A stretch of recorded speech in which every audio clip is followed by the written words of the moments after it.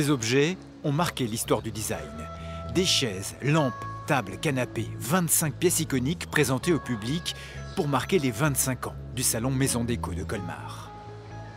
L'une des pièces de collection intéressantes, c'est un fauteuil Landchair dessiné par Charles Reims en 1956. Qu'est-ce qu'ils ont voulu faire? Ils ont voulu réinterpréter le traditionnel fauteuil club anglais dans une conception très moderne, de bois moulé, pivotante, très allégée, confortable. C'est une belle réussite. C'est aujourd'hui dans tous les grands musées d'art décoratif de la planète.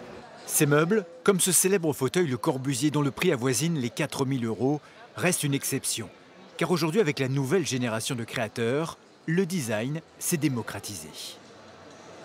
C'est pas le portefeuille de tout le monde, quoi. Mais après, on peut parfois accéder à des petites pièces. Je suis en train de réfléchir à repartir avec une de ces pièces, justement. Pour un budget de combien à peu près? Là, pour un chevet, une petite table de 120 €.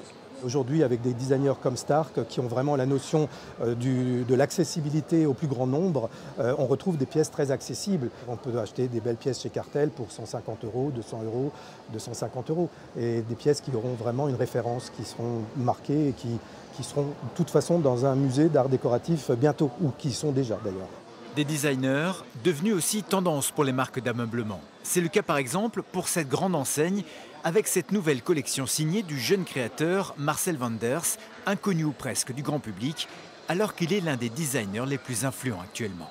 Il travaille pour MOM, il travaille pour Vuitton, il travaille pour Baccarat. Il y a beaucoup de choses que les gens ignorent parce que c'est un designer discret, néerlandais, jeune, plein de talent et qui aujourd'hui, par la marque, permet d'être beaucoup plus connu, d'être un petit peu médiatisé et je crois qu'il en mérite la peine.